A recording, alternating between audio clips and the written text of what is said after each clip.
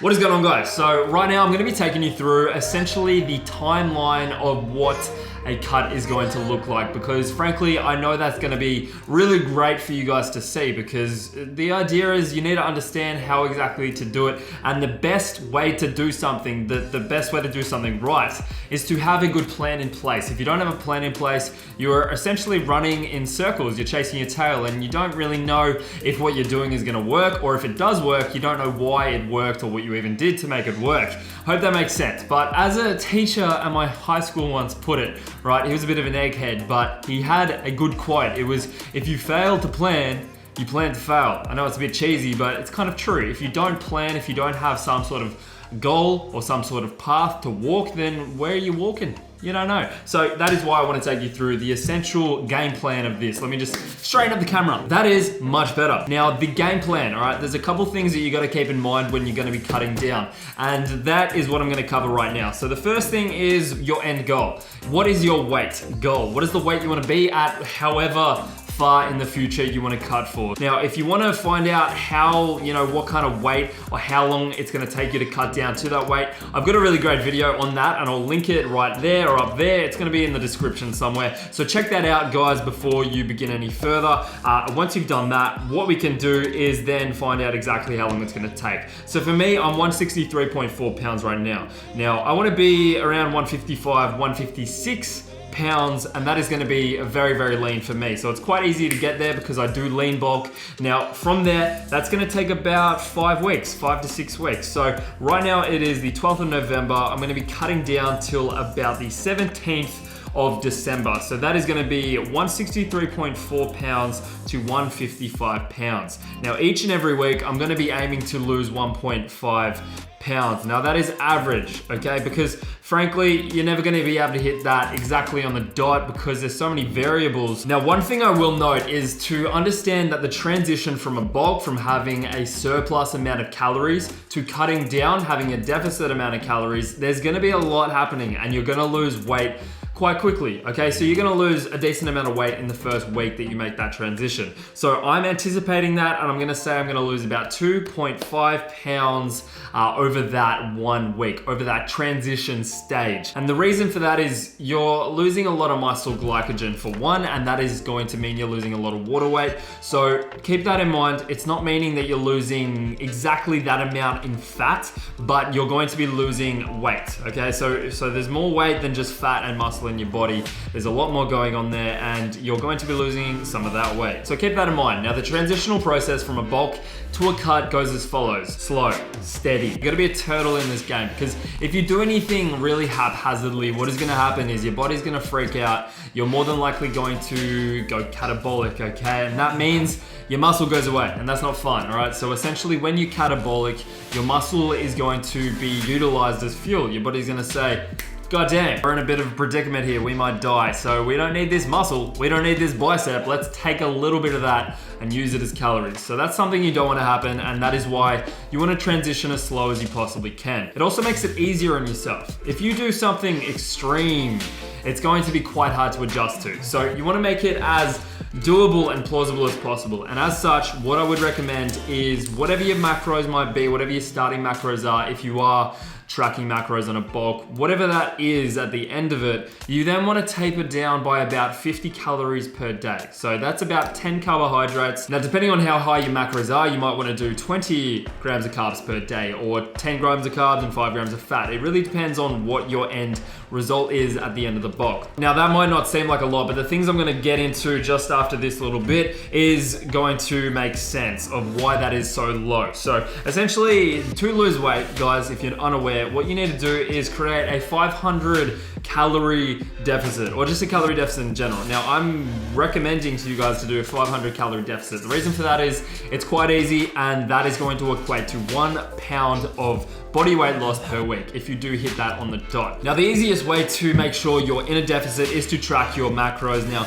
that doesn't exactly have to happen. If you're going to be eyeballing things, sure, you can get to that goal, but me personally, I would recommend tracking your macros. It's just a more clear-cut, accurate way to go about it. All right, right, now onto the part that's gonna make perfect sense for why you're not really subtracting that many calories. And the reason is you're gonna become a calorie burning machine. That is something I so super duper recommend. The biggest failing point of people of why they, get obese or why they don't lose weight or why they don't achieve their cutting goals. It's because they're not expending enough calories. They're not doing enough work. I can guarantee you this, guys. All right, let's put it this way. All right, have you ever seen a marathon runner or someone who's training for a marathon or an Ironman or something that's overweight? All right.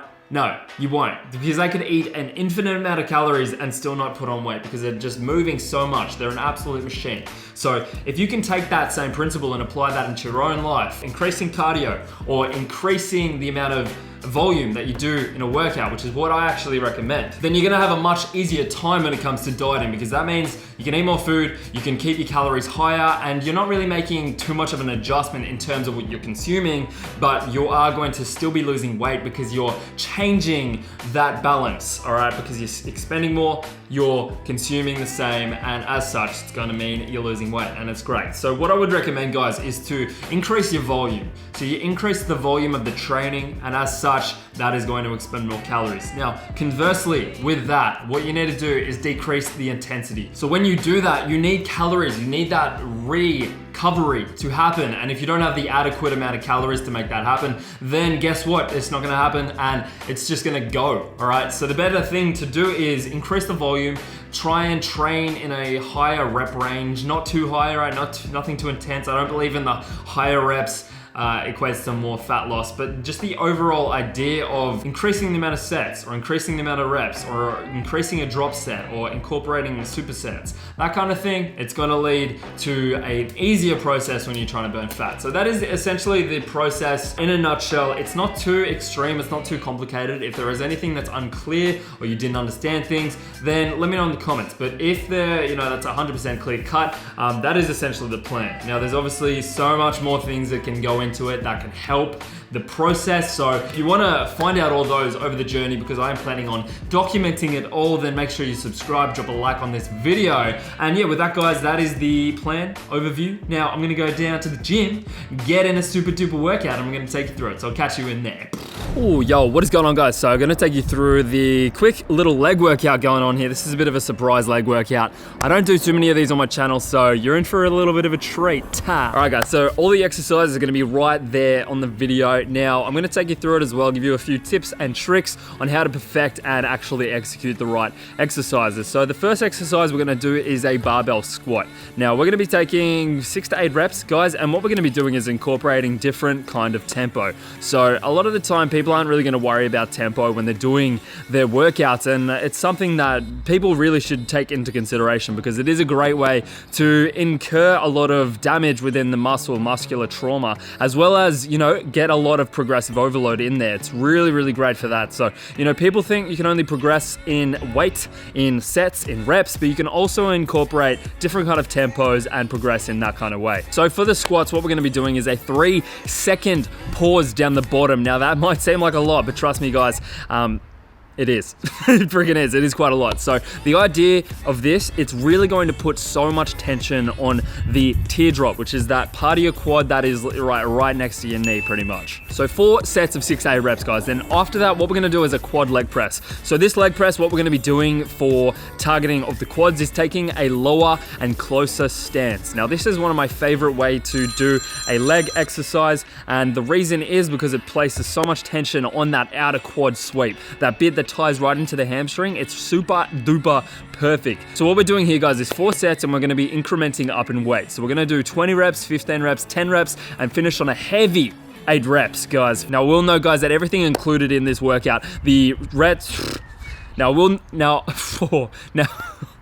Wow, that was really bad. Now I will mention, guys, that everything in this workout, the sets, reps, and tempo is gonna be listed in the description. So if you're not following along, or I'm not explaining it as well as I could, it's gonna be down there, bro. The next exercise is gonna be a Smith split squat. Now this one here is great for the glutes as well as the quadriceps. This is really gonna hit the higher up portion of the thigh, as well as a bit of glute, depending on how you do it. So what we're doing is taking about half a step in front of the actual bar, and that is where your heel placement is gonna be. So that's gonna put a nice amount of tension on the quad. Now, we're also gonna superset this with a wide kettlebell squat. So this kettlebell squat, we're taking a wide stance, which is really gonna put a lot of emphasis on the actual gluteal. And that is gonna be a very, very good in terms of correcting your posture. If you have, a bit of, butt wink or whatever's going on, that's gonna help out with that. So we're gonna be doing 4 sets of 10 to 12 reps on each of those exercises. Up next, we're gonna move into a couple of isolation movements, and the first of which is going to be a leg extension. So for the leg extension, we're gonna be doing 3 sets, 10 to 12 reps. We're gonna be taking a tempo of 2 second negative and then a 1 second hold at the top. Again, these are all gonna be listed in the description, just in case you're a little bit confused. Then after that, guys, the next exercise for the hamstrings is gonna be a lying leg curl. We're gonna be doing the same tempo, 3 sets, 10 to 12 reps. And one thing I will mention is to actually lift your knees up off the platform, and that is gonna put a lot of extension within that posterior chain. The final exercises for the actual leg, right, the upper thigh, is gonna be a superset, and we're gonna be doing glute ham raise, which is my absolute favorite for finishing off the hamstrings and the glutes, because frankly, a body weight exercise, it's just perfect, and the time and attention it allows just lets you tear that muscle off the bone. So we're doing 3 sets to failure, and we're gonna be taking a tempo of 2 second negative and 2 second contraction. So we're gonna be doing a nice slow contraction for this one. Then after that, we're going to be going on to a SISSY squat machine. Now, if you don't actually have this, you can do it without the machine. You can just grab a plate and then dig into it like a regular SISSY squat. If you don't know what that is, Google it, motherfucker. Lastly, guys, we're gonna be doing calves. Now, I like to do a good combination of high reps and low reps for my calves. And frankly, I found that to be the best possible combination. So you wanna do a nice amount of slow tempoed reps with heavy weight and a low amount of reps. And then you also wanna do a high amount of reps for a big volume work. And that is gonna lead to a very significant amount of calf growth. So the first exercise is a seated calf raise. We're gonna be doing a 2 second negative and 2 second contraction on this one. We're also going to be doing 5 total sets of 10 to 12 reps. Then after that, last exercise is gonna be the standing calf raise, 4 sets, 15 to 20 reps with a tempo of 2 second negative and an explosive action. So that is gonna get that high amount of reps and a lot of blood into the muscle. So that is gonna be the end of the workout, guys, and the end of the first video of my cut. So if you're new here, guys, again, subscribe, drop a like, guys. I hope you did enjoy the video, and I'll catch you in the next one later.